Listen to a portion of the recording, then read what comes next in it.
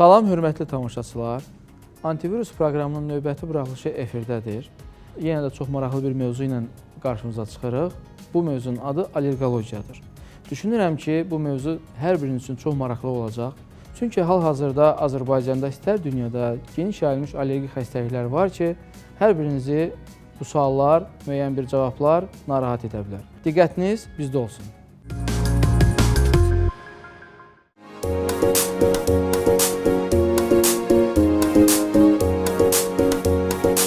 Sağlamlıq təbiətin ən dəyərli sərmayəsidir.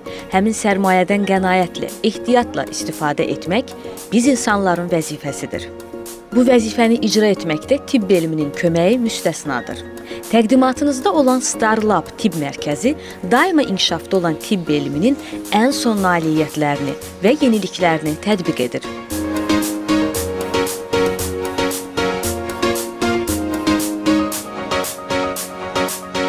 Burada tibbin bütün sahələri üzrə təcrübəli və peşəkar mütəxəssislər fəaliyyət göstərir. Kardiologiya, gastroenterologiya, fizioterapiya, dermatologiya, eyni zamanda müasir günümüzdə aktual olan və günü-gündən təkmilləşən kosmetologiya sahəsi də son yenilikləri ilə bu tibb mərkəzində fəaliyyətdədir. Bugün müasir tibbin inkişaf etməkdə olan daha bir qolu müasir molekulyar allergodiaqnostikadır. StarLab Tibb Mərkəzi yeni era sayılan müasir molekulyar allergodiaqnostikanın ən son nümunələrini tətbiq edir. Yalnız bu tibb ocağında təqdim edilən laboratoriya tələb olunan bütün standart və qaydalara yüksək səviyyədə cavab verir. Bu laboratoriya allergologiya kimi mürəkkəb bir sahənin bütün detal və incəliklərini dəqiqliklə həyata keçirir. Ən son avadanlıqlarla təchiz olunmuş laboratoriyada aparılan müayinə, analiz və təhlillər dəqiq və mükəmməl diaqnostikaya əsaslanır.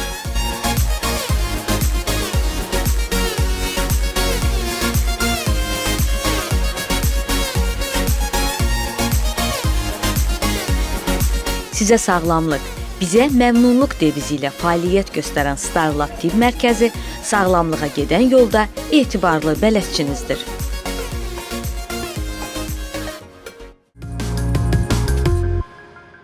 Proqramımızın bugünkü qonağı StarLab Tibb Mərkəzinin həkim allergoloqu Həmidə xanım Səlimzadədir. Xoş gəlmisiniz Səlimə. Salam. İlkin olaraq yəqin ki, bugünkü mövzumuz allergik xəstəliklər haqqında olacaq. Düşünürəm ki, daha səmimi keçməsi üçün bəzi suallarımı verim. Bu mənim təkcə suallarım deyil, eyni zamanda tamaşaçıların suallarıdır.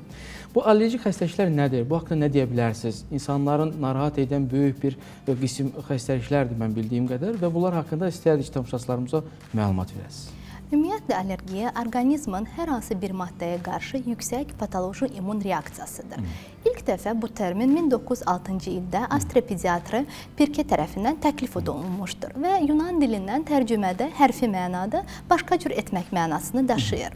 Orqanizmdə allergiya törətmək qabiliyyətində olan maddələr allergen adlanır. Allergen orqanizmə daxil olduqda immun sistemdə baş verən patoloji reaksiyalara, dəyişikliklərə allergik reaksiya deyilir.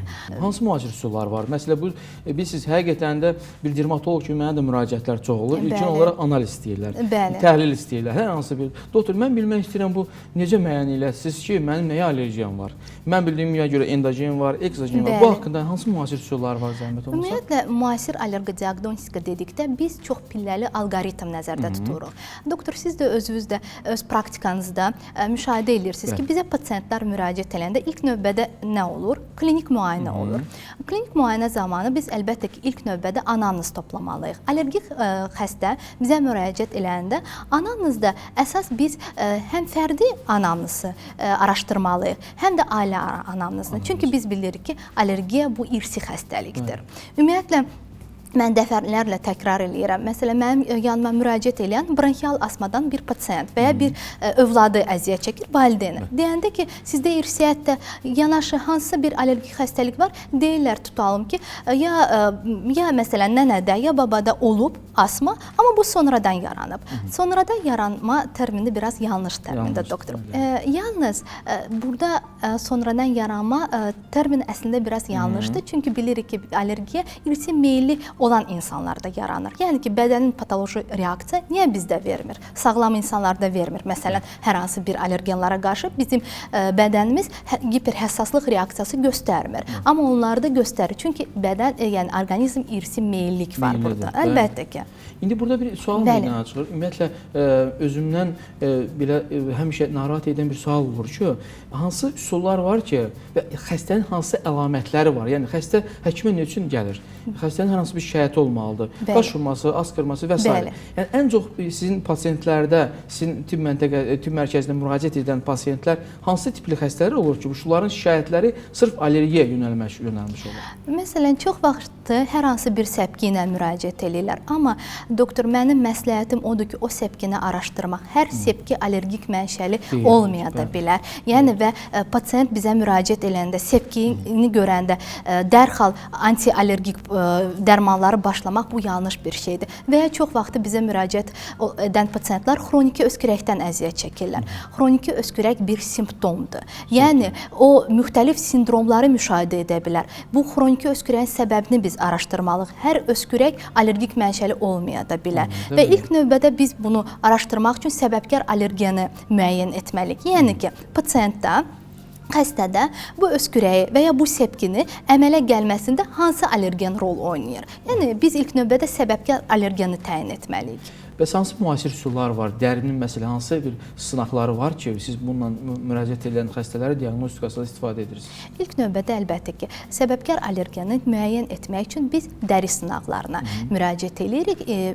Bu müayinənin digər adı prik testlər deməkdir.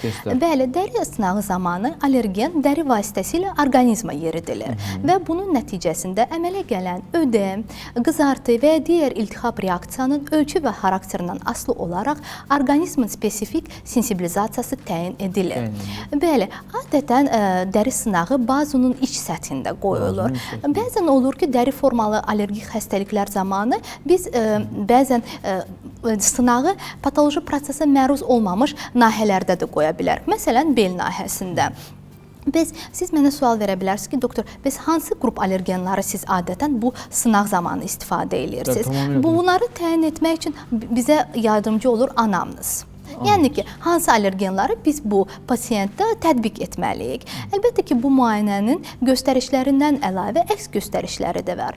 Əks göstərişlər kəskin infeksion xəstəliklərin olması, pasiyentin anamnezdə anafilaktik şokun olması, yanaşı qaraciyər, böyrək, ürək, qan sistemi orqanların xəstəliklərin dekompensasiya mərhələsi. Biz bu zaman allergik sınaqları, dəri sınaqları pasiyentlərə tətbiq edə bilmərik və ya əsas xəstəliyin kəskinləşmə dövründə. Biz bunda remisiya dövrünü gözləyirik, yəni ki, simptomların azalma dövrünü gözləyirik və ondan sonra dəri sınaqlarına müraciət edirik. Aydındır. Deməli, belə çıxır ki, ümumiyyətlə, pasiyent ilkin olaraq müraciətləri ola bilər dəri tərəfdən, ola bilər tənəffüs yolları tərəfdən. Və burada mən zənnimcə kombinə olmuş şikayətlər də var. Əlbəttə ki. Bilirsiniz, bu Avropa Allergoloqlar Cəmiyyəti var, EAKİ, onların konferensiyalarında siz də iştirak edirsiniz. Mən də olmuşam. Mən düşünmür, orada həmişə insanları narahat edən bir belə sual olur. Yəni, ümumiyyətlə, alimləri deyək də, immunoqlobulin yeni yüksək olması, spesifik və ya qeyri-spesifik. Baxın, nə deyə bilərsiniz? Çünki bu analiz, bu təhlil üsulu artıq dəbdədir. Demək olar ki, hər bir kəs immunoqlobulin yeni yoxlatdırır. Bu nə olan bir şeydir ki, pasiyentlər bunun fərqinə vara bilsinlər? Çox düzgün vurğuladınız, doktor. Bəli, Avropa Allergoloqlar, İmmunoloqlar Cəmiyyətinin həm konfranslarında, həm müasir qaydalaynlarında, yəni ki, protokollarda allergik xəstəliklərin diaqnostikasında xüsusi yer immunoqlobulin, bəli, immunoqlobulin I, biz öz dilimizdə isə buna immunoqlobulin Y deyirik. Bəli, bu göstəriciyə mühüm rol ayrılır. Demək istəyirəm ki, ümumiyyətlə immunoqlobulin Y nədir? Yəni, atopiyalı olan insanlarda orqanizmdə bu immunoqlobulin ifrazatı, yəni ifrazatı yüksəkdir. Atopiya nə deməkdir? İrsi olaraq allergik xəstəliklərə meyil olan insanlar, biz buna atopiya deyirik. Bəli, dediyimiz dəri sınağıdır, qanda istifadə olunan qida panelidir, tənəffüs panelidir, dediyimiz elə molekulyar allergi diaqnostika nəyi qanda təyin edir? Spesifik immunoqlobulin Y-ni. Yəni onun səviyyəsini, bəli, onun səviyyəsini, bəli, endogen və ya ekzogen digər səviyyədə və məsələn ümumi immunoglobulin Y dedikdə ümumiyyətlə orqanizmdə ümumi allergik fonu təyin etmək üçün bu analiz istifadə olunur. Spesifik isə sırf nəyə qarşıdır? Yəni ki, səbəbkar allergen hansıdır? İndi burada bir sual meydana gəlir. Bəli. Son zamanlar uşaqların şikayətləri artıbdır allergiya ilə bağlı. Əlbəttə ki, çox bəli, böyük. çox. Və belə bir tezislər var, elmi araşdırmalar var. Uşaqların əmizdirilməməsi, ana tərəfindən əmizdirilməməsi, yəni vaxtında bu immunoqlobulin yeni səviyyəsinə nə dərəcədə təsir göstərir? Çünki belə məqalələrə tez-tez rast gəlir həqiqətən. Doktor, bilirsiniz, burada əsas nə rol oynayır? Əlbəttə ki, ilk uşaq yaşlarında ən güclü allergenlər qrupuna inək südü aiddir. Əlbəttə ki, əgər ana öz övladını, yəni təbii yolla qidalandırmırsa, yəni ki, ana südü ilə qidalandırmırsa, onda nəyə müraciət edir? Bu heyvan mənşəli südlər. Bəli, biz onlara o dediyimiz qatqılar nəyin əsasındadır? Əlbəttə ki, inək südünün əsasında və uşaq yaşlarında ən güclü allergenlər qrupuna inək südü aiddir, bildiyimiz kimi yumurta aiddir, soya aiddir və s. kimi. Ona görə yəni ələlxüsus yeni ana olmuş şəxslər, qadınlar buna fikir vermək lazımdır ki, yəni süddən qeyri-səbəb olmadan, hər hansı bir əsaslı səbəb olmadan uşağı kəsmək düzgün deyil. Qətiyyən olmaz. Bu allergologiyada bir belə müayinə metodu var, spirometriyada. Bu nə olan bir şeydir? O tamaşaçılar haqqında məlumat verəsiniz. Çünki Starlabda bu haqqında mən müxtəlif konferensiyalarda, seminarlarda iştirak eləmişəm. Sırf Starlab klinikası işini allergologiya üzrə çox gözəl qrupdur. Bu haqqda nə deyə bilərsiniz, zəhmət olmasa? Spirometriya müayinəsi ümumiyyətlə nədir? Adətən tənəffüs sistemində hər hansı bir şikayəti olan pasientlərə adətən tətbiq olunur və bu müayinə bronxial astmanın diaqnostikasında çox mühüm rol oynayır. Bəli, diaqnostikanı təsdiqləmək üçün istifadə olunan test spirometriya testidir. Bu tənəffüs testidir. Bu test vasitəsilə bronxların keçiriciyi təyin etmək mümkündür. Ağciyərlərin ventilyasiya qabiliyyətini, pozulma dərəcəsini, hətta bronxlarda mövcud olan obstruksiyanı da təyin etmək mümkündür. Ümumiyyətlə, bu müayinə zamanı nə baş verir? Pasientin çəkisi, boyu, yaşı, cinsi göstəricilər əsas rol oynayır və müayinə zamanı əldə olunan spirometrik göstəricilər bu standart göstəricilərlə müqayisə olunur. Onun nəticəsində xarici tənəffüs funksiyası haqqında məlumat əldə edirik. Adətən hansı qrup pasientlər bu müayinədən keçməlidir? İlk növbədə siqaret çəkən pasientlər, hər hansı bir tənəffüs sistemi tərəfindən şikayəti olan pasientlər, məsələn, quru tutma şəkilli öskürəkdən əziyyət çəkən, xroniki öskürəkdən əziyyət çəkən, boğulma kimi, təngənəfəslik kimi, döş qəfəsində sıxılma hissi olan, belə şikayətlər olan pasientlər spirometriya müayinəsindən keçməlidir. Bəzən, məsələn, uca təsdiqlənib, pasientdə bronxial astma var və ya ağciyərlərin xroniki obstruktiv xəstəliyi var və ya, məsələn, ağciyərlərin interstal xəstəliyi, sinir əzələ xəstəliklər zamanı, sümük əzələ xəstəliklər zamanı bu müayinəyə biz müraciət edirik. Preoperativ dəyərlənməndə biz bu müayinəyə müraciət edirik. Amma sağlam pasientlərdə yox, xeyr. Məsələn, bronxial astmadan əziyyət çəkir pasient və onun başqa bir patologiyaya görə, başqa bir problema görə əməliyyat olmadı. Bəli, bilir öz xəstəliyi və ona əməliyyat lazımdır. Öz xəstəliyinə yox, digər bir patologiyaya görə. Onda cərrah mütləq həmin pasienti spirometriya müayinəsinə göndərməlidir.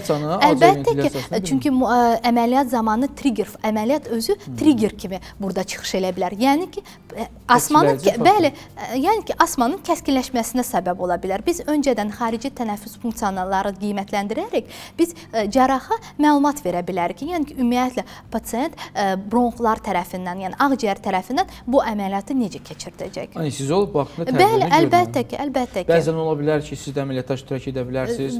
Xəstənin bu ventilyasiya dövründə ümumiyyətlə bu bəli, ilkin yardım göstərmək. Ən azı bilməlidirlər ki, məsələn, göstəricilər o qədər də yaxşı deyil. Xarici tənəffüs funksiyaları lazım olan qədər dəyərdə deyil, biraz aşağıdır. Onda onlar həmin müddət, bir həftə öncə əməliyyatdan pasientə müalicə təyin etməlidirlər. Bəli, ən azı bilməlidirlər ki, özləri də əməliyyat zamanı hazırlıqlı olmalıdırlar. Çünki bu pasientdə, məsələn, trigger olaraq əməliyyat zamanı bronxospazm ola bilər. Həmidə xanım, bu arada qısa reklam fasiləmiz var. Baxaq, sonra yenə davam edək. Hörmətli tamaşaçılar, qısa reklam fasiləsindən sonra bir yerdəyik. mövzumuza davam elətdiririk. Sonra molekulyar diaqnostikası allergologiyada çox böyük bir artıq inkişafdadır. Molekulyar diaqnostika allergiyaların. Çünki artıq genetik kodlara qədər gedib çıxmaq mümkün olubdur. Çünki mən bildiyim qədər allergologiya deyirsiniz irsidir, allergiya irsidir və bu allergiyaların özünün geniş vüsət alması artıq məcbur edir alimləri ki, molekulyar diaqnostika aparılsın. Hansı üsullar var molekulyar diaqnostikada? Ümumiyyətlə, molekulyar allergi diaqnostika həm Azərbaycanda, həm bütün dünyada bir yenilikdir. Biz buna deyirik yeni molekulyar era. Öncə qeyd eləmişdim dəri sınaqlar haqqında. Yəni demişdim ki, bu müayinənin öz əks göstərişləri də var. Məsələn, biz dəri sınağına doktor 5 yaşa qədər uşaqlarda adətən tətbiq etmirik. Məsələn, xəstəliyin kəskinləşmə dövründə bizim ixtiyarımız yoxdur həmin xəstəyə dəri sınağı qoymağa. Özü də problem yarada bilər. Əlbəttə ki, bədən həssas və biz antitel kimi bir şey. Bədən həssasdır və biz həmin allergeni bədənə yeridirik. Təsəvvürün əlbəttə ki, reaksiya verə bilər. Antigen kimi düşə bilər. Bəli, reaksiya verə bilər. Bax, bu zaman bizə molekulyar allergi diaqnostika çox və çox yardım olur. Niyə görə? Biz molekulyar allergi diaqnostikanı bütün yaş qruplarında tətbiq edə bilərik. O cümlədən yeni doğulmuşlarda, hamiləlik və laktasiya dövründə olan qadınlarda. Məsələn, biz dəri sınağı qoyduqda pasientlərə deyirik ki, bir 3 gün, 4 gün, 5 gün öncə allergiyaya qarşı, yəni siz bilirsiniz, antihistamin qrup dərmanları biz deyirik ki, dayandırın. Bəli, biz deyirik ki, dayandırın. Niyə görə? Çünki dəri həssaslığına təsir edə bilər. Amma molekulyar allergi diaqnostika bu yoxdur. Pasient antihistamin dərmanını qəbul elə gəlib analizini rahat şəkildə verə bilər. Necə aparılır? Ümumiyyətlə molekulyar diaqnostika dedikdə pasient öz başına gələ bilməz aydın məsələdir. Həkim təyin etməlidir. Bəli. Bu haqqında xəstənin müəyyən bir şikayətləri olmalıdır. Çox molekulyar diaqnostika edirsin. Starlab klinikasında bu necə cəlb olunur bu tip xəstələr? Ümumiyyətlə molekulyar allergi diaqnostika dedikdə biz Starlab tibb mərkəzinin laboratoriyasında olan İmmunokap fazi və Isaac mikroçipi cihazlarını nəzərdə tuturuq. Bəli, Isaac mikroçip və İmmunokap faziyası. Bu testlər çox və çox həssasdır. Həm həssaslığı, həm spesifikliyi yüksəkdir. Həssaslığı 0,1-dən başlayır. Yəni bu cihazlar vasitəsilə hələ klinik cəhətdən özünü büruzə verməyən həssaslığı da biz təyin edə bilərik. Ümumiyyətlə, doktor, molekulyar allergi diaqnostika nədir? Allergik xəstəliklərin molekulyar, yəni komponent səviyyəsində aparılması. Sizin özünüz də praktikasında çox vaxtı atopik dermatitlə və s. kimi qida allergiyanın dəri formaları ilə müraciət edən pasientlər var. Yəni, əksər bu uşaq qrupları olur, valideynlər bizə müraciət edir. Və qabaqlar, məsələn, biz yumurta ağına həssaslığı aşkar etdikdə ümumiyyətlə deyirdik ki, bu allergiyəni qida rasionundan çıxartmaq lazımdır. Yəni, biz bu allergiyəni eliminasiya edirdik. Bizə valideynlər sual verirdilər. Doktor, bəs yumurta çoxlu hazırlanmış şirniyyatların tərkibində var. Məsələn, zefirin tərkibində var, mayonezində. Yəni, biz bu qidalardan mı uşağı məhrum etməliyik, yoxsa yox? Biz qalırdıq belə. Bu suallara əslində biraz çətinlik çəkirdik cavab verməyə. Amma hal-hazırda molekulyar allergi diaqnostika sayəsində rahat cavab veririk. Çünki o molekulyar allergi diaqnostikanın, yəni ki, Starlab tibb mərkəzinin laboratoriyasında olan İmmunokap fazi və Isaac mikroçipi vasitəsilə biz təyin edə bilərik ki, yumurtanın hansı komponentinə qarşı həssaslıq var. Bəli, və biz o komponentdən termostabil və ya termolabil olduğunu təyin edirik. Əlbəttə ki, termolabil olan komponent, termolabil nə deməkdir? Tamaşaçılara da başa salaq, yüksək hərarət altında parçalanan zülallar. Allergen də zülaldır, yəni. Termostabilsə, bəli, parçalanır, bəli. Denaturasiya olan bəli, denaturasiya tamamilə düzgündür. Amma termostabil olan zülallar isə yüksək hərarətdən də vasitəsilə, yüksək temperatur təsiri vasitəsində parçalanmır. Əlbəttə ki, əgər biz görürük ki, bu pasientdə termostabil zülala qarşı həssaslıq var, biz ümumiyyətlə yumurtanı qida rasionunda nəinki çiğ vəziyyətdə, həm də pişmiş vəziyyətdə və digər hazırlanmış qida məhsullarda hansının ki tərkibində var yumurta eliminasiya etməliyik, bəli. Ya tibbin bu qədər inkişafı və Starlabda bundan istifadə etmək həqiqətən sevindirici haldır. Bəli, tamamilə razıyam. Çünki molekulyar olaraq diaqnostika, hətta biz dermatoloqlara belə çox ehtiyacımız var. Əlbəttə ki. Nəyə görə? Çünki bəzən olur, biz də eliminasiya edirik, xəstələrə ümumiyyətlə tamamilə qadağan edirik ki, yeməyin. Bəli. Yəni, filan şey acı, istot, filan şey yeməyin. Ancaq bu, bizdə bir müayinə üsulları var, son halda vaxtlar bu da dəbdədir, qida allergiya paneli. Bəli, Bu vaxtda nə deyə bilərsiniz? Nə dərəcədə düzgündür bu allergiya paneli aparılması? hansı? Bəli. Dediyim, baxın, qida paneli, tənəffüs paneli, bəzən olur qarışıq atopik paneli, yəni tərkibində olur həm qida məhsulları, həm qida allergenləri olur, həm də tənəffüs allergenləri. Bəli, biz onlara çox müraciət edirdik bu analizlara. Amma yəni immunokap üsulunun o cihazlardan üstünlüyü nədən ibarətdir? Spesifikliyi və həssaslığı çox yüksəkdir. Qida panelində Daha dəqiq üsul var. Biz qida panelində yalnız yumurtaya və yalnız inək südünə qarşı həssaslığı təyin edirik. Onların komponentlərinə yox. Amma biz immunokap vasitəsilə həm komponentlərə də təyin edirik həssaslığı. Başa düşdüm. Deməli, belə bir sual çıxır ki, hər bir kəs öz başına gedib hər hansı bir klinikada mən hansı qidadan allergiyan var deyə analiz verməsi düzgün deyil. Əslində bir həkim onu təyin etməlidir və bu müəyyən diaqnostikalardan sonra klinikavızda olan ən müasir üsullardan istifadə edərək yəni, yararlana bilər. Çünki bildiyim qədər onlar çox bahalı bir analizlərdir. Yəni onların da təhlilləri müəyyən maliyyə çətinlikləri yarada bilər insanlara. Düzdür. Buradan belə bir sual çıxır. Yəni hər kəs, yəni söhbət gedir yenə də uşaqlara qayıtmaq istəyirəm. Hər kəsi düşündürən bir sual olur. Qurd invaziyası, parazitlər və bunların törətdiyi allergiyalar. Mənim deyəsən uşağımın qurdu var deyə bir istat gətirirlər və bu suallar bizi çox narahat edir həqiqətən. Bu haqda nə deyə bilərsiniz? Ümumiyyətlə bu parazitologiya və allergologiya bir-birini necə tamamlayır? Əslində parazitologiya və allergologiya, bəli, bu biraz yanaşı gedən demək olar ki, xəstəliklərdir. Yəni qurd invaziyası və allergik xəstəliklər. Amma burada bir məsələni xüsusilə qeyd etmək istərdim. Ümumiyyətlə, qurd invaziyaları allergik fonu gücləndirə bilər. Amma bəzən olur ki, bizə müraciət eləyirlər psevdoallergiya ilə. Psevdoallergiya nə deməkdir? Yəni, əsl allergiya deyil. Bax, məsələn, biz bu pasientləri araşdırsaq, immunoglobulin Y onlarda norma çıxacaq. Sizin qeyd etdiyiniz immunoglobulin Y norma çıxacaq. Bax, bu psevdoallergiyanın səbəblərdən biri də qurd invaziyaları ola bilər. Amma əsl allergiyanın səbəbi qurd invaziya adətən olmur. Yalnız allergik fonu qurdlar gücləndirə bilər. Yəni belə çıxır ki, bu qurdlar, yəni söhbət gedir bu askarida, leamblia, biz qurduqlar və s.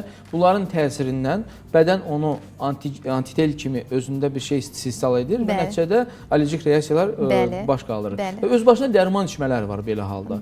Məsələn, çox toksikidir o qurd dərmanları. Əlbəttə ki, uşaq orqanizm üçün xüsusilə toksikidir. Lazım olmayanda, yəni onları istifadə etmək lazım deyil. Əlbəttə ki, qurd invaziyalarının qızıl standart müayinələri var. İlk növbədə burada nəcisi yoxlamaq lazımdır. Bütün xarici ədəbiyyatlar, bəli, hətta bir neçə, hətta dəfələrlə lazımdır. Bəzən olur ki, bir dəfə bir müayinə zamanı özünü biruzə vermir o qurd. Amma ilk növbədə qurd invaziyalarının diaqnostikasında qızıl standart bütün dünyada, bütün müasir protokollara, guideline-lara görə nəcisdə həmin o yumurtaların tapılmasıdır.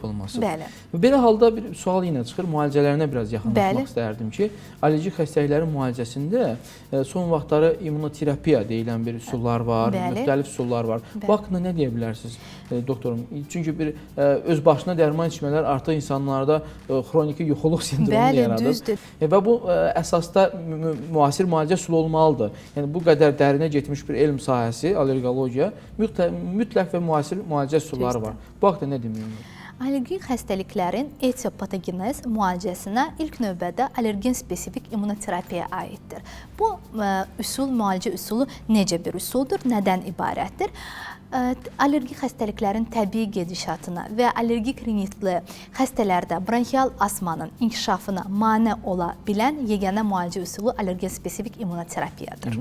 Bəli, allergen spesifik immunoterapiya bu nə deməkdir? Səbəbkar allergen, yəni biz ya dəri sınağı qoyuruq, ya molekulyar allergi diaqnostikaya müraciət edirik. Məsələn, molekulyar allergi diaqnostika vasitəsində biz allergen spesifik immunoterapiya xəstələri düzgün seçirik. Məsələn, biz bu müayinələr əsasında səbəbkar allergeni təyin etdik. Məsələn, bu F tozudur və ya F tozunun tərkibində olan gənələrdir. Biz onları xarici mühitdən necə eliminasiya edək? Yəni, modifikasiya etmək olar? Eliminasiya edə bilmirik. Yəni, niyə görə? Qidadır. Məsələn, bilirik ki, bu pasientin portağala qarşı var həssaslığı. Deyirik ki, bunu qida rasionundan qəbul eləmə. Ümumiyyətlə, portağalı yemə. Amma F tozunu ətraf mühitdən eliminasiya etmək mümkün deyil. Biz bunda, bu moment, bu zamanlar allergen spesifik immunoterapiyaya müraciət edirik. Həmin o səbəbkar allergen həssas orqanizma kiçik dozalarda yeridilir, bu doza getdikcə artır. Və bunun əsasında orqanizmin spesifik sensibilizasiyası azalır. Yəni belə çıxır ki, vərdiş elətdirirsiniz. Bəli, immun sistem həmin allergeni yad bir maddə kimi qəbul etmir. Nə gözəl. Bəli, ümumiyyətlə bu müalicə üsulu bütün dünyada ilk dəfə 1911-ci ildə polinozlu xəstənin müalicəsində tətbiq olunmuşdur. Bəli, Azərbaycanda da allergoloqlar tərəfindən uzun illərdir istifadə olunur. Hal-hazırda Starlab Tibb Mərkəzində də bu müalicə üsulu həyata keçirilir. Ümumiyyətlə, bu müalicə üsulu vasitəsilə həm farmakoloji preparatlara tələbat azalır pasiyentdə, həm xəstəliyin həssaslıq və ağırlıq dərəcəsi azalır. Yəni bu terapiya ilə hər bir kəs aptekdən gedim, əczaxanadan bir şey alım, özümə vurum deyil. Xeyr. Bu həkim nəzarəti altında. Nəzarət altında 3 ildən 5 ilə kimi bu müalicə üsulu davam edir. Bəli, öncə əlbəttə ki, diaqnostika aparılmalıdır düzgün. Səbəbkar allergen təyin edilməlidir və ona əsasən allergen spesifik immunoterapiya başlanmalıdır. Hər allergik xəstəliyin müalicəsi də allergen spesifik immunoterapiya deyil. Yəni bunun öz göstərişləri var. Göstərişləri var, həkim onu təyin etməlidir. Ona görə burada xüsusilə öz kolleqalarıma müraciət eləmək istəyirəm. Məsələn, çox vaxtı lor həkimlərə, burun boğaz həkimlərinə, xroniki öskürəyə ilə əziyyət çəkən və ya məsələn, allergik respirator burun tərəfindən burun tutulması kimi, burun askırması kimi şikayətlərlə müraciət edir pasiyentlər. Onları düzgün istiqamət vermək lazımdır. Həmin o allergi diaqnostikaya müraciət etmək lazımdır. Dəri sınaqları, molekulyar allergi diaqnostika aparılmalıdır. Çünki bilirsiniz niyə görə? Doktor, allergik rinit o xəstələr adətən lor həkimlərə müraciət edirlər. Allergik rinit ümumiyyətlə asma önlü xəstəlikdir. Ümumiyyətlə deyilir ki, burun tənəffüs yollarının barmaqla çatacaq bir hissəsidir. Bütün dünyada belə bir tezis var. Deyirlər one airway, one disease. Yəni bir tənəffüs yolları, bir xəstəlik. Proses başlayır burundan, yavaş-yavaş keçir bronxlara və allergik rinitli xəstəyə vaxtında düzgün diaqnoz və müalicə başlamasa, o gələcəkdə bronxial asma namizəddir. Namizəd. Bəli. Həmidə xanım, ümumiyyətlə bizim bir dermatoloq kimi gün ərzində böyük sayda pasiyentlərimiz var ki, müraciət edirlər dermatoloji əlamətlərlə. Yəni allergik reaksiya kimi özləri onu qələmə verir. Bu allergik reaksiyalar həqiqətən də hiss edirsən ki, baxırsan mütləq testlər aparırsan ki, allergiyadır və yaxud allergiya deyil və burada bir sual meydana çıxır. İlkin olaraq, müraciət olaraq xəstəni həkimə aparan bir əlamət olur. Yəni, istər qaşınma, istər öskürək, istər müxtəlif deməli, əlamətlər allergiyanın səbəbləri. Və sizcə, İlkin olaraq allergiyası olan insan nəslində, irsində və yaxud ətrafında, qohumlarında allergiyası olan insanlar neçə dəfə ildə müayinə olmalıdır, hansı müayinələrdən keçməlidir və ilkin olaraq hansı həkimə müraciət etməlidir? Baxın, mənim əsas məqsədim ondan ibarətdir, doktor. Sizə də atopik dermatitli, övrə, kvink ödemi kimi allergik xəstəliklərdən əziyyət çəkən, yəni dermatoloqlara müraciət edirlər pasiyentlər. Mənim ən əsas məqsədim odur ki, dermatoloqlar atopik dermatitlə müraciət edən pasiyentləri, məsələn, dermatoloji müalicə gedir, bəli, amma biz bilirik ki, allergologiyada belə bir termin var, atopik marş. O nə deməkdir? Xəstəlik başlayır dəridən, sonra keçir yavaş-yavaş tənəffüs yollarına. Biz pasiyentlər bizə adətən müraciət edir asma yaranandan sonra. Özdə asmanın tutma zamanı müraciət edirlər. O zaman allergoloqa müraciət edirlər. Bəli, sorğu-sual etdikdə soruşuram ki, məsələn, valideynlərdən sizin övladınızda, uşaqlıqda, el arasında biz buna diatez deyirik, tipdə deyirik, atopik dermatit kimi şikayətlər var. Yəni, dəri quruluğu, dəri qızartısı adətən yanaq nahiyəsində və s. Elə kimi baş nahiyəsində, saç tüklər nahiyəsində olan kəpəklər və s. Elə bir şikayətləri var idi. Əksər pasiyentlər, əksər valideynlər deyir, bəli doktor, var idi. Onlar dermatoloqa getmiş olurlar. Onlar dermatoloqa getmiş olurlar. Amma dermatoloqa getmiş olduqları halda mütləq və mütləq dermatoloq deməlidir ki, bu gələcəkdə bu proses tənəffüs yollarına keçməlidir. Ona görə səbəbkar allergeni təyin etmək lazımdır. Ona görə də həqiqətən molekulyar diaqnostika, molekulyar allergi diaqnostikaya müraciət eləməlidir. Bəli, çünki dediyim kimi doktor, hər sepki, hər bir qaşıntı bu demək deyil bu allergiyadır. Bizim cihazlarda, yəni ki, immunokapfadiya cihazında, azik mikroçipi cihazlarında spesifik skrin testlər var. Fadiatop və fadiatop infant adlanan. Bu skrin testlər vasitəsilə biz şikayətləri allergik mənşəli olub-olmadığını təyin edə bilərik. Ümumiyyətlə, bu iş şəraiti, yuxu şəraiti, sonra qida şəraitindən danışdıq. Bunlar necə allergik reaksiyalara təsir edə bilər? Yəni, düşündüyüm qədər bioritmi pozulan insanlar nə dərəcədə bunlar müraciət etməli allergoloqa? Ümumiyyətlə, hiss olunur ki, məsələn, paralel virus xəstəliklərindən allergik reaksiyaları qarışdırırlar. Necə diferensiyasiya etmək olar bu xəstəlikləri? İlk növbədə doktor tamamilə düzgün qeyd elədiniz. Ümumiyyətlə, son illər dediyimiz kimi allergik xəstəliklər çox yayılıb. Deyirəm, epidemik status verilir allergik xəstəliklər. Nə ilə bağlıdır? Bu bizim qidalanmamızla bağlıdır.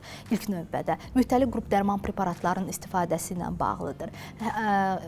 Ətraf mühitin çirklənməsi ilə bağlıdır. O siz dediyiniz virus infeksiyası bəzən allergik xəstəliyin meydana çıxmasına təkan kimi olur, trigger kimi olur. Məsələn, bronxial asmalı xəstələrin belə bir fenotipi var. Virus induksiyalı bronxial asma. O nə deməkdir? Trigger faktorun kimi burada virus infeksiyası rol oynayır. Bəli, əlbəttə ki, virus infeksiyası da öskürək kimi şikayətlərlə özünü büruzə edə bilər. Bu demək deyil ki, bu öskürək allergiyadır, yəni ki, bu öskürək asmandır və s. Əlbəttə ki, araşdırmaq lazımdır. Yenə də deyirəm, tələsib simptomatik müalicə yazmağı lazım deyil. Araşdırın. Çünki ümumiyyətlə öskürəyə götürsək, öskürək bir simptomun onun müxtəlif səbəbləri ola bilər. Ağır genetik patologiya belə özünü tənəffüs yollarında, ağciyərlərində adi ağır genetik patologiyada özünü öskürəklər müşahidə oluna bilər. Yəni klinik olaraq yalnız öskürək olur. Bu demək deyil ki, hər öskürək allergiyadır. Əlbəttə ki. Hər halda allergiya olub-olmamağını bilmək üçün skrin testlərə müraciət etmək, molekulyar allergi diaqnostikaya müraciət etmək lazımdır. Bu çox da çətin olmayan bir proseduradır. Xeyr, çətin olmayan, əlbəttə ki. Nə qədər xəstəmizin vaxtını ala bilər belə proseduralar? Ümumiyyətlə, yalnız qan zərdabının çox az miqdarı götürülməklə biz allergen komponentlərə qarşı həssaslığı təyin edə bilərik. Həmidə xanım, qısa reklam fasiləmiz var. Baxaq, sonra yenə davam edək. Hörmətli tamaşaçılar, qısa reklam fasiləsindən sonra bir yerdəyik. Övrə böyük bir nazoloji xəstəlikdir, bizim verilişimizə sığmaz.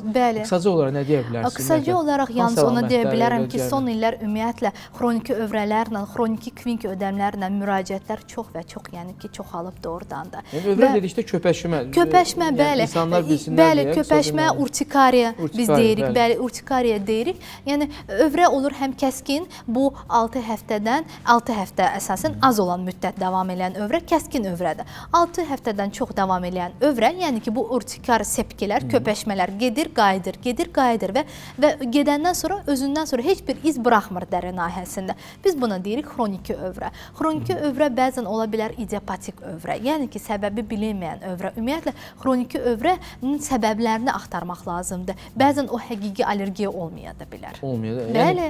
Yəni söhbət bundan gedir ki, onların rəngləri də var, mən bildiyim qədər. Qırmızı rəng, çəhrayı rəngdə olması və ağ rəngdə olması.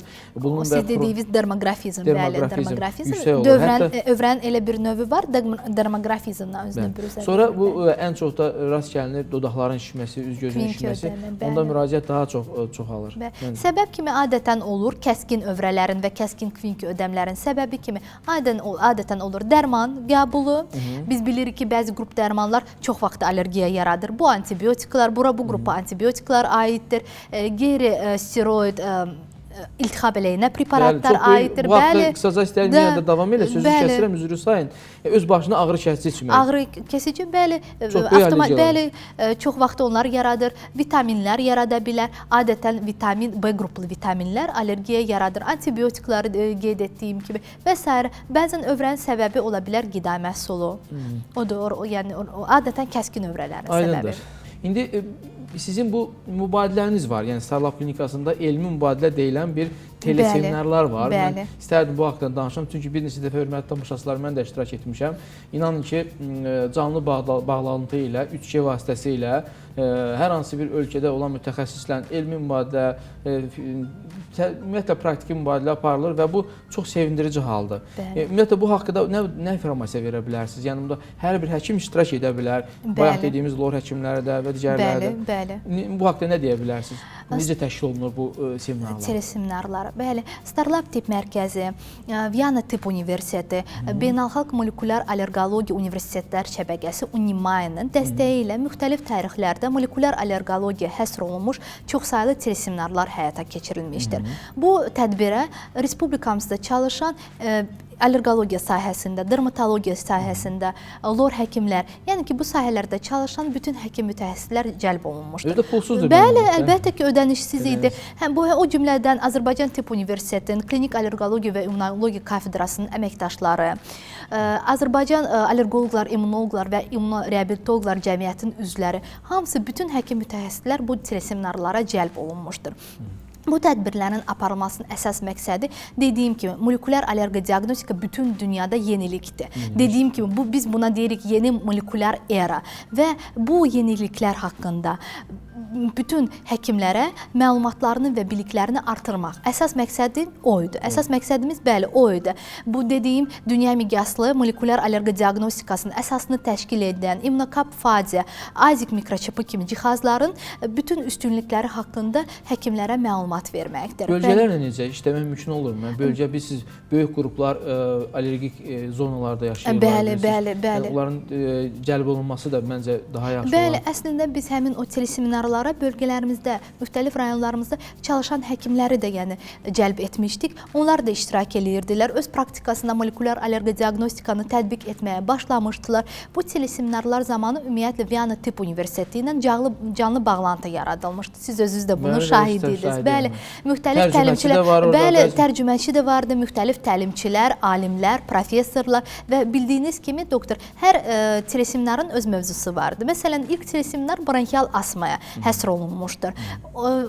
O təlimçi canlı bağlantı bizə Viyana ilə yaradılmışdı. Təlimçi kimi professor Nenaşeva çıxış edirdi. Biz tərəfdən moderator Klinik Allergologiya və İmmunologiya kafedrasının dosenti, tibb elmlər namizədi Aynur xanım. Bəli, Aynur xanım çıxış edirdi biz tərəfdən. Ümumiyyətlə, auditoriya tərəfindən bu teleseminarlar çox və çox maraqla qarşılandı.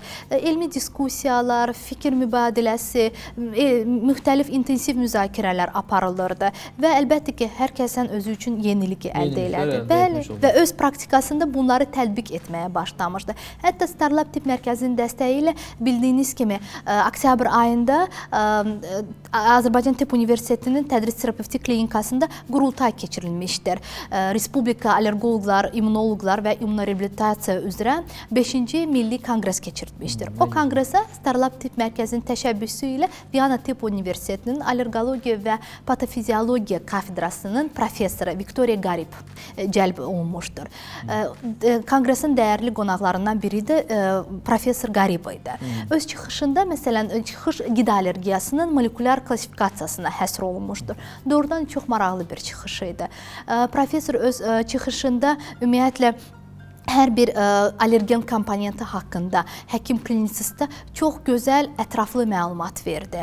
Qeyd etdi ki, ümumiyyətlə İmmunokap AZIQ dediyimiz cihaz var, hansı ki, hal-hazırda Starlab Tibb Mərkəzinin laboratoriyasında var. Bu cihaz yalnız və yalnız komponentlərə əsaslanan ilk in vitro diaqnostik testdir və bu cihaz vasitəsilə biz 51 allergenin tərkibində olan 112 komponentlərə qarşı həssaslığı təyin edirik. Bəli, biz çarpaz reaktivliyə əsaslanaraq simptomların izahını verə bilirik. Çarpaz reaktivlik nə deməkdir? Bu tamaşaçılar üçün biraz belə yeni bir termindir. Yəni, başa salmağa çalışaram. Ümumiyyətlə, məsələn, biz pasientlara dəri sınağı zamanı aşkar edirik ki, yovşan bu bitkidir, alaq otudur. Yovşana qarşı həssaslıq var. Məsələn, biz həmin pasientlara tövsiyə verəndə deyirik ki, siz tarxunu öz qida rasionunuza çıxartmalısınız, istifadə etməməlisiniz. Niyə görə sual yaranır? Niyə görə? Axı, yovşan ayrı bir bitki, tarxun ayrı bir bitki. Yalnız bu iki bitkinin tərkibində... Təhsil limonatı deyil. Bəli, yalnız həm bir... Bəli, çünki bunların tərkibində olan komponentlər çox və çox oxşardır. Və orqanizmə qəbul olunduqda bizim immun sistemi onları eyni eyni kimi qəbul edir. Buna əsaslanaraq çarpaz reaktiv yaranır. Çarpaz reaktivlik yaranır və ya məsələn dəri sınağı qoyuruq ya molekulyar allergi diaqnostikaya müraciət edirik. Kif göbələklərinə qarşı həssaslıq çıxır. Biz o pasientlara deyirik, mayanı qida rasionundan çıxartmaq lazımdır. Çarpaz reaktivliyə görə. Yəni mayasız çörək digər məhsulların istifadəsi. Bəli. Çünki tərkibində olan komponentlər çox oxşardır və orqanizm onu eyni kimi qəbul edir və əlbəttə ki, həmin qida bədənə yeridildikdə eyni şikayətlər yaranır. Eyni şikayətlər. Beləliklə, xülasə desək, çox sağ olun. Sizə və Starlab klinikasına təşəkkürümüzü bildiririk. Gəlişiniz üçün sizə minnətdarlığımızı bildiririk. Geniş informasiya üçün, hörmətli tamaşaçılar, həqiqətən də indiki dövrdə allergologiyanın belə inkişafı dövründən istifadə etmək lazımdır. Klinikada, Starlab klinikasında həqiqətən də mən özüm canlı şahidiyəm. Böyük bir laboratoriya var sırf allergologiya üzrə. Başqa sahələrdə də var. Ancaq allergologiya üzrə mütəxəssisli bizim deməli Həmidə xanım kimi mütəxəssislərimiz oturubdur.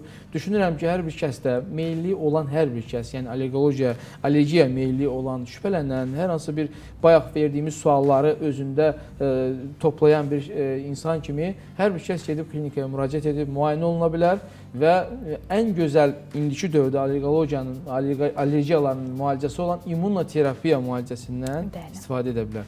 Çox sağ olun, təşəkkür edirəm sizə. Sağ olun, çox sağ olun doktor.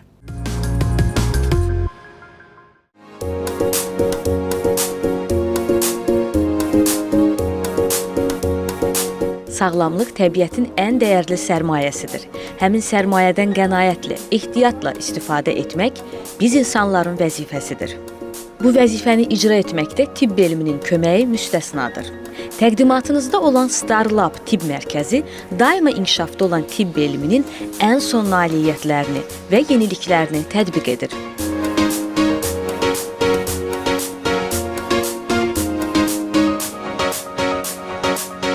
Burada tibbin bütün sahələri üzrə təcrübəli və peşəkar mütəxəssislər fəaliyyət göstərir. Kardiologiya, gastroenterologiya, fizioterapiya, dermatologiya, eyni zamanda müasir günümüzdə aktual olan və günü-gündən təkmilləşən kosmetologiya sahəsi də son yenilikləri ilə bu tibb mərkəzində fəaliyyətdədir. Bugün müasir tibbin inkişaf etməkdə olan daha bir qolu müasir molekulyar allergodiaqnostikadır. Starlab Tibb Mərkəzi yeni era sayılan müasir molekulyar allergodiaqnostikanın ən son nümunələrini tətbiq edir.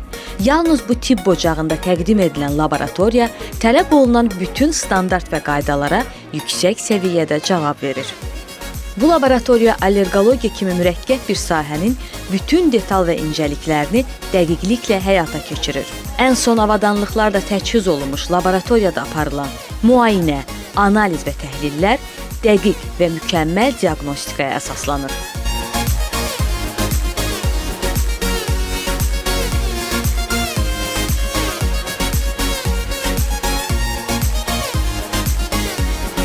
Sizə sağlamlıq, bizə məmnunluq devizi ilə fəaliyyət göstərən Starlab Tibb Mərkəzi sağlamlığa gedən yolda etibarlı bələdçinizdir.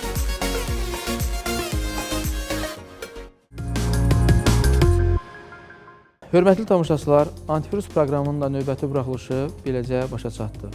Bugünkü veriliş allergik xəstəliklər haqqında oldu. Düşündüyüm qədər sizə maraqlı məlumatlar verə bildik. Elə bir insan ola bilməz ki, dünyada hər hansı bir allergik reaksiyaya məruz qalmasın.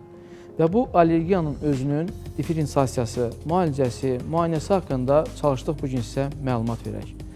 Sağ olun, sağlıqlı qalın.